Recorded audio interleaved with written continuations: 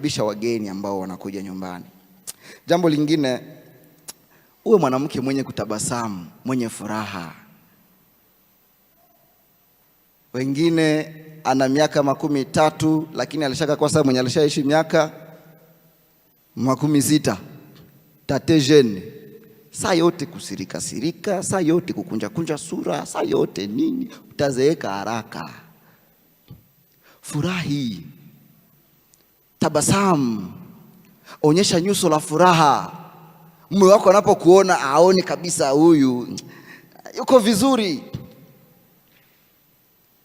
Ukikuwa mtu wa kufurahi, ukikuwa mtu wa kutabasamu, ukikuwa mtu wa kuchangamka, mwanamume atafurahi, anajua nikirudi nyumbani nina mwanamke ambaye anayenijali, anayenifurahia, anayenipenda, atanishughulikia vizuri sababu ni mchangamfu, hana ile mambo ya kubaki na huzuni, kukasirika, mambo fulani. Pale utakuwa unamlinda na atakuwa na kukompare na wanawake wengine ambao wako nje, sema mimi bibi yangu haiko sawa bali. Jambo lingine, kwa kutokuwa mwanamke mkosa adabu, unaweza kumlinda mume wako. Je, unajua mwanamke anaweza kuwa mkosa adabu namna gani? Bwana yako yuko naongea na wewe uko unafanya nini? Uko naongea. Wakati kumetokea kavurugu fulani, anataka kukukosoa, anataka kuelekeza. Nimewahi kusikia mwanamke ambaye ameambia bwana wake, funga kinywa, toka pale na kasura. Mume wako. Jamani, huu mtoto wote wanakufanana. Kosa adabu. Na unaweza kukosa adabu kwa njia nyingi. Na kuna njia nyingi ambazo zinadhihirisha kwamba mwanamke huko mkosa adabu. Bwana yako anakuita, mama fulani, nini na wewe? Njoo apele, njoo kisi unaitikaka wewe. Baki kuita mama fulani unaitika nini na wewe. Lakini pia ukosa adabu unaonekana wakati ambapo mwanamke yuko naongea na bwana yake, yuko na marafiki yake, yuko na wageni, yuko na marafiki zake, lakini hujali midomo yako, ulimi wako, maneno yako hauyaweki kwenye mstari, uko na jivia tu n'importe quoi. Unajisikia kama uko vizuri, waone kama wewe ndio ushakuwa kichwa ndani ya nyumba. Unampoteza huyo mwanamume. Siku atakutana na msichana au na mtu mwingine, mwataita fulani, anaitika sheri. Ni tofauti na ule mwanasemaka nini na wewe. Kumbe huyu njoo mzuri. Tujue kuongea nao, kuwajibu wanapotuita. Tunapokuwa na watu wengi, unakuja huko bwana yako yuko pale na wewe uko hapo, unapenda mwambie kitu, baba fulani Sasa unaenda uniachira, sio? Zile mboga zilishachacha, nipe franga niuze zingine.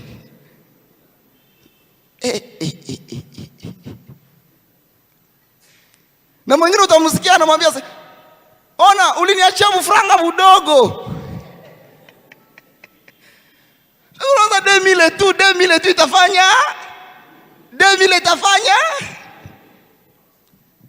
Na iko naenda. Hivi unaweza huyu mwanaume akikugeukia utasema nini? Na wengine kwa sababu ya kasirani hawarudi, wanaenda tu mara moja. Kisha magharibi ndio utajua cha mtemakuni. Mume wako akiwa kudistance hata iwe ya emetre, usijaribu hata kuongea kitu na mume wako yuko pale na wewe uko hapo uko naongea naye vitu vyenye mngepasha ongea kwa nyumba. Nenda karibu yake, sababu wewe ni malikia. Unajua namna gani Esther alivyokuwa akienda mbele za Asuero, alikuwa anaenda akinyenyekea. Unajua ninaenda kwa mfalme, lakini leo kuna wanawake ambao wamejifanya nao wafalme. Hawataki kujali taratibu. Nenda polepole kwenye sikio. Sheri, lakini ile 2000 ni kidogo, kama utaongeza s'il vous plaît sheri. Unajua katuchoko na watoto 3 kameme. Wale watoto na 2000 haviendani. Utaona tuko pale kwa tingiza. Ndio. Lakini njoo zenye niko nazo.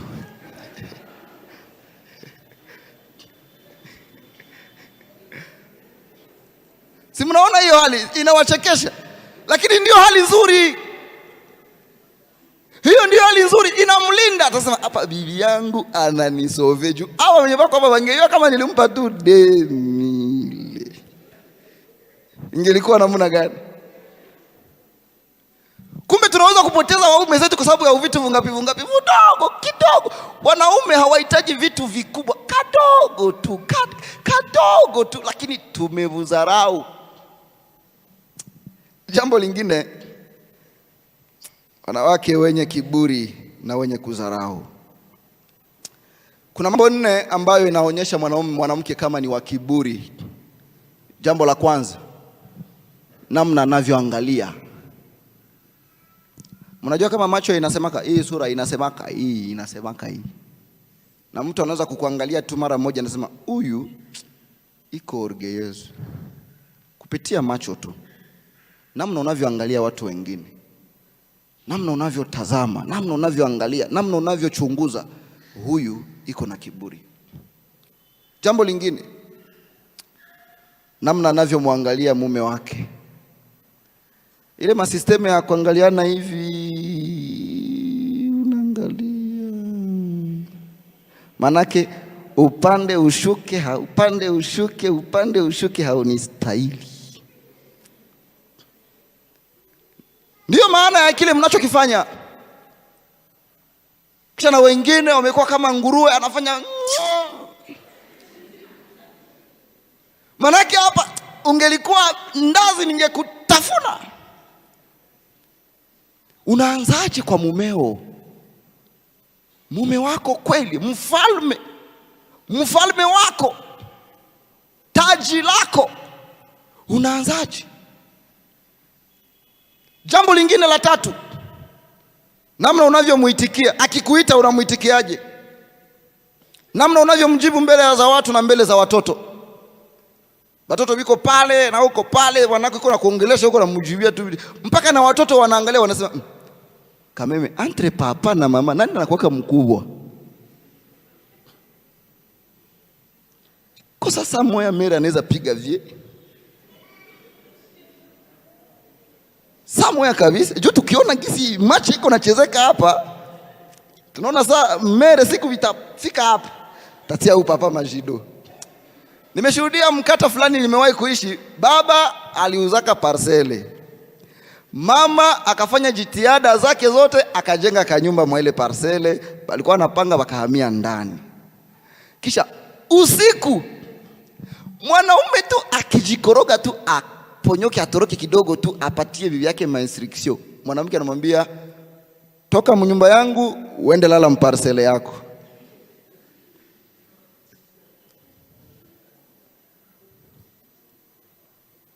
Mtoto akisikia hivyo, kumbe hii nyumba haiko ya papa. Entre papa na mama nani mwenye anapasha jenga? Papa. Mere iko foro. Banaigamia kwa nani? Na wakiegamia tu kwa mama, mambo inaharibika. Kuna mwanamume mwenye aliendaka Lugendo. Mnajua kwenda Lugendo? Kwenda Lugendo mnajua? Yaani kuliko bwana bibi njoo aende kwao, bwana njoo akafanya nini? Bwana njoo akaenda kwao. Akirudia magharibi, mama na watoto wanafanya komplo, wanapiga baba yao. Kesho yake tena akikuya tu aseme, mbona mliniachia tu tartine moya? Ale, mlete zile fimbo, pige ishenzi. Turu 3 zote. Wakati majirani walienda ambia wandugu yake na mbona mtoto wenu watamuuia kule? Watoto walishaka wa intoxike, walishaka kwa upande wa kusha kuwa kambi 2 ya Wayahudi na kambi ya Wafilisti. Bakwao na mwanaume ndio waliendaka mutosha kuya kwanza kunyumba, basi kuuye mwa ile nyumba. Sababu ya komplo mbaya na tabia mbaya za wanawake. Mwanamke ambaye iko na kiburi na dharau haiko mwanamke, lakini ni jaribu. Wewe ni jaribu kwa mume wako endapo uko na kiburi na uko na dharau, na unafananishwa na kidonda kenye kinaoza ambacho mtu anahitaji kila siku kipone, saa yote kipone. Jambo lingine, mwanamke mgomvi. Ugomvi barabarani, ugomvi kanisani, ugomvi sokoni, ugomvi nyumbani, popote unapokuwa. Na kwenda shota microbini, unapenda wenje ushote wa kwanza na ulifika. Kisha wanakieta wanako, bibi yako kule kikwembe ilisharuka, kwa twende umsaidie. Mwanamke mgomvi. Na Biblia ukisoma katika kitabu kile cha Methali sura yake ya 21 fungu lake la 9, wanatuambia kwamba ni afadhali kukaa katika pembe ya dari kuliko katika nyumba pana na mwanamke mgomvi tena mchokozi.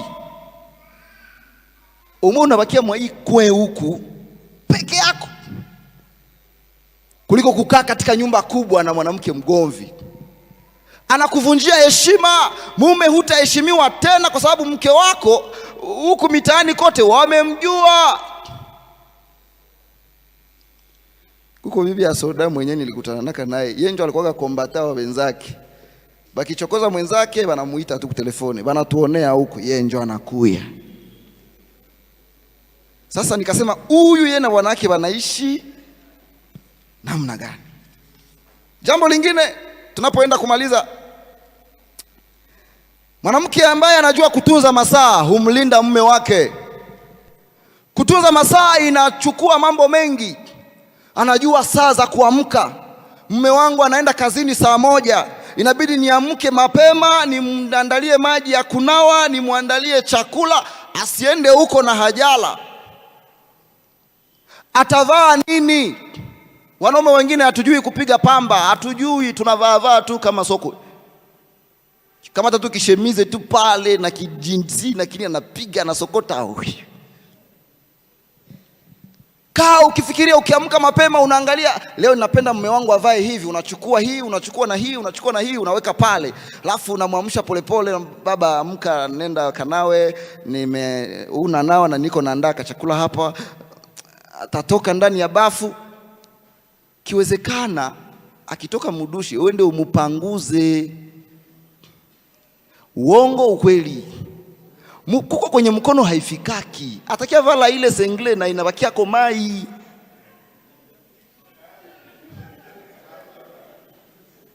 Vijana wanacheka, hii haiwaoni, haiwahusu. Hii ni ya wababa ambao wana wanawake, itawahusu siku zinazokuja. Mpanguze, nenda naye umsindikize, umpanguze. Na kuna familia zingine ambazo utaona baba na mama wanaenda nawa. Ninafurahia sana ile nikiangalia kwa wengine hiyo mache wananawa pamoja. Samu anageuka anamrusha kutumai, banacheza cheza mule, mapenzi inakolea.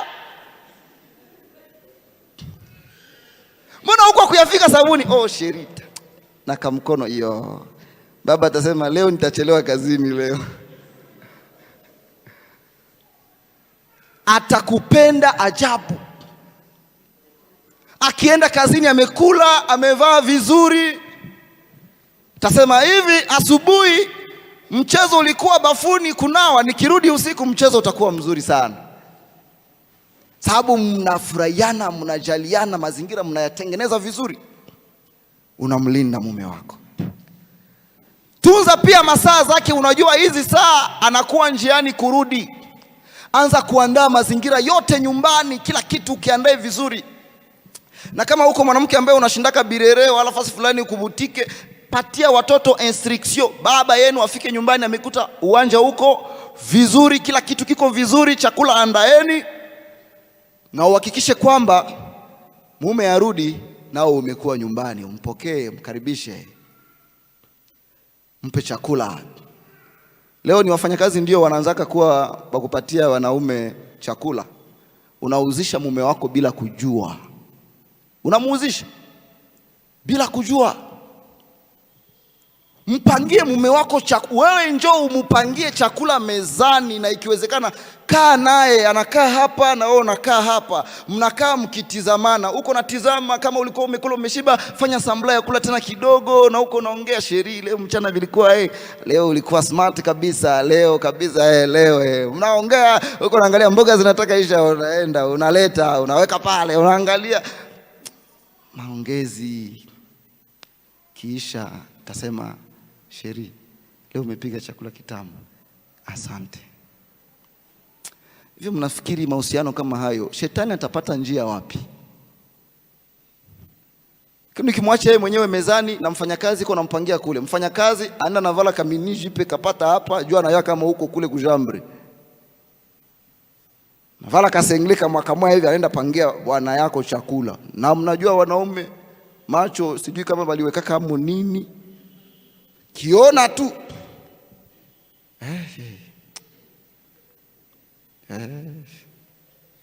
naangalia nafanya sambla nako kanajikaza kana kawia tu pale juu, wakaangalie vizuri.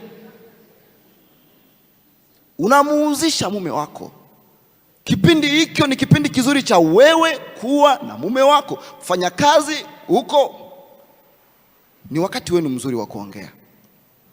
Tunza masaa pia. Ukimwambia nimeenda sehemu fulani nitarudi saa fulani, hakikisha ile saa imefika na umefanya nini na umerudi. Wanaume wengi wanawashakia wake zao, alimwambia anaenda salimia famie, asubuhi atarudia 12h lakini anarudia 18h. Sema huyu mwanamke huyu hajui kutunza masaa. Sasa kupika chakula cha jioni, kuna watu wengi wanalala njaa na chakula kimelala wapi? Kumeza. Sababu amefika chakula kimechelewa, naona ninaenda kulala, ni kila chakula saizi naenda kula bugali na miindi 21h, ndalala niko nalota hapa kuna nikimbiza. Umwe mimi nalala tu inshallah. Lakini kama ukipika mbele, umewahi kula usiku sana ukalota viko na kukimbiza. Kuna ndoto ambazo zinasababisha sababu ulikula chakula nyuma, chakula iko na saga, stomach na saga saa zenyewe haingepaswa fanya ile kazi. Unaanza upata ndoto kuna ruka milima, unaanza tembea yule ya lake Kivu, kisha asubuhi unaanza sema bongo.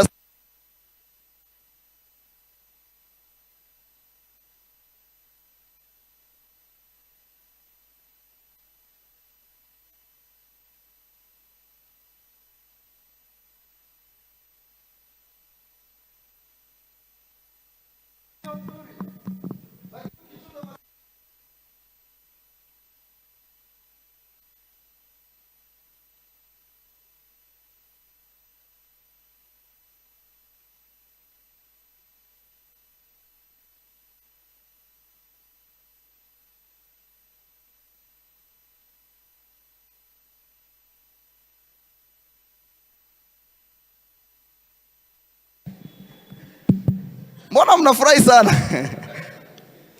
18h kwa fulani hapakosaki chakula. Njoo sasa kutembeleana sasa saa zile. Jambo. Munishinda bie. Nilikuwa natoka fasi fulani njoo mimi naona nipite tu hapa niwasalimie. Haiko kupita niwasalimie. Na yua 18h chakula inakuwa hapa. Watu watafurahia kwako, watakuwa wanakuja kwako na hutakosaka wageni na nyumba yako itabarikiwa. Jambo lingine, mwanamke ambaye anajua kushukuru anamlinda mume wake. Hata wana yako akuletee kitu gani, mwambie asante. Ukikosa kumwambia asante umekosea. Tuona mwanamke mwingine wamemletea nguo sababu tu haiko rangi yenye alikuwa na prefere kupata ile wakati. Sheri, nimekuletea nguo, weka hayo pale. Suitie pale. Si nimekupa nguo, nishaiona, suitie pale. Sema asante. Unamfukuza kule nje akipana 1000 francs. Baba merci, baba merci, ubarikiwe. Anakuletea nguo ya $50 unasema uitie pale. Unamkimbiza mume wako. Mwanamke ambaye anajua kuweka siri za ndani zaidi sana. Kuna wanawake ni maradio sauti ya matumaini. Iko naenda kwa mwenzake, isikie bwana yako anakuwa kasa bwana yangu. Mimi bwana yangu bwana. Hauwezi ona. Unaenda kusema nini? Kuna mambo ambayo ndio ni ya kusema, lakini kuna mengine baki nayo ni yako wewe na mume wako. Mimi sijui kama wanaume wengine wanakuwa kasa bwana yangu mimi. Jaribu uende, ujue nao wanakuwa namna gani. Tunza siri zako za ndani. Usiwe mwanamke ambaye utaenda kutangaza madhaifu ya mume wako. Hata mume wako akuwe na magonjwa, hata akuwe na hali fulani mwilini, usikusudie hata siku moja kwenda kuitangaza. Ile ni ya kwako na ya mume wako.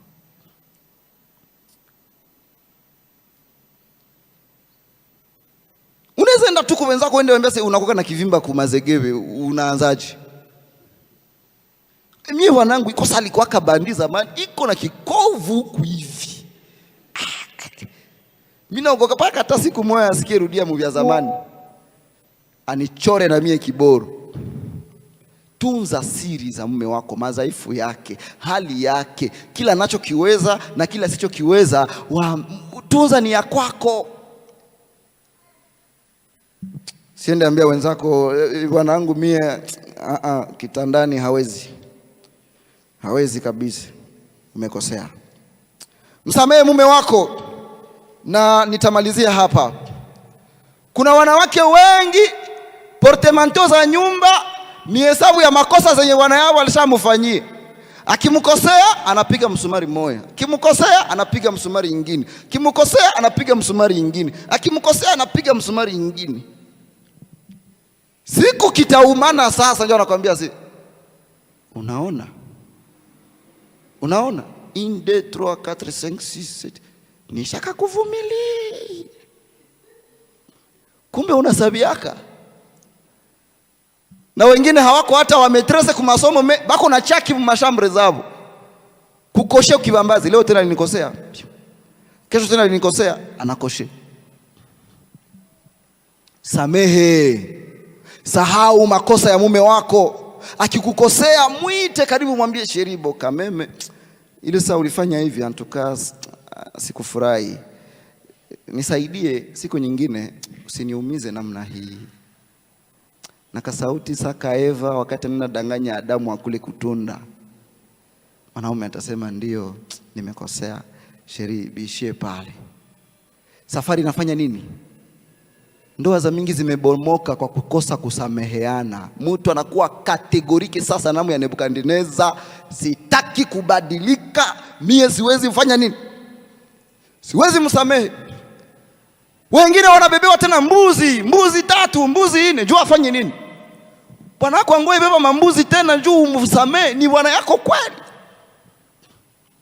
Na ulinzi huu ambao wanawake mnatakiwa kuwa nao ni ulinzi pia ambao Mkristo anahitaji kuwa nao, kulinda mahusiano yake na Mungu. Usipojua kulinda mahusiano yako na Mungu, maisha yako iko hatarini. Sawa sawa na kutokujua kulinda mahusiano yako wewe na mume wako. Mumeona vitu ambavyo vinasaidia mwanamke kulinda mahusiano yake pamoja na mume wake. Sasa na mahusiano yetu kama Wakristo na Mungu inalindwa na maombi, kuomba sana. Inalindwa na kutafakari neno la Mungu. Inalindwa na kuwasaidia wengine. Inalindwa na kuepuka na kila aina ya maovu. Tunajiwekea vibambazi vya mahusiano yetu na Mungu. Hali yako ikoje? Je, umejiwekea vibambazi vya mahusiano yako na Mungu? Unapoomba, unaposoma Biblia, unaposaidia wengine, unapojiepusha na dhambi, shetani hawezi kukukaribia. Unapomfanyia bwana yako hivi, mtu wa nje hawezi kuingilia kati ndoa yenu. Vijana ambao mko hapa mseme amina, sababu mnatengeneza ndoa zenu huko mbele zitakuwa nzuri. Nione ni vijana wangapi na wababa wangapi ambao wanasema tunaanza kwanza tulinde mahusiano yetu na Mungu, tuombe sana, tusome neno la Mungu, sababu hiyo inatupatia akili na hekima ya kujua kuishi maisha yetu ya kila siku. Na wengine wanawake pengine umesahau vitu vingi, ulikuwa umezarau, kupika chakula, kutunza masaa, kusamehe na mambo mengine ulikuwa umezarau, lakini kuna vitu fulani fulani ambavyo unatakiwa kuboresha. Simama na Mungu atakusaidia. Safari ya ndoa ni mpaka kifo. Safari ya ndoa ni mpaka mmoja tawanyike. Usipojua kulinda mahusiano yako, pengine kifo kitamkuta mume wako na hamko naye muhali ya bien. Pengine kifo kitamkuta mke wako na hamko naye muhali ya bie, na msipokuwa naye muhali ya bie, umepoteza hata uzima wa milele. Kaa naye vizuri, mkiishi vizuri hapa, mnatengeneza familia nzuri inayoenda wapi? Mbinguni. Hiyo ndiyo shabaha yetu kubwa ya kuoa na kuolewa. Tuishi, tujenge, twende mbinguni. Mchungaji Baufite, ninakukaribisha kuombea mkutano huu, zaidi sana kuombea wageni wetu ambao wametufikia, ambao wamesema kwamba kuanzia leo wataendelea kuboresha mahusiano yao na Mungu kwa kuomba, kusoma neno la Mungu, kuishi maisha ya kusaidia wengine na kuishi maisha ya kuepukana na dhambi. Epuka dhambi na utakuwa katika mahusiano mazuri na Mungu, na niliwaambia ukiwa katika mahusiano mazuri na Mungu utakuwa katika mahusiano mazuri na mwenzi wako wa maisha. Bwana atubariki katika jina la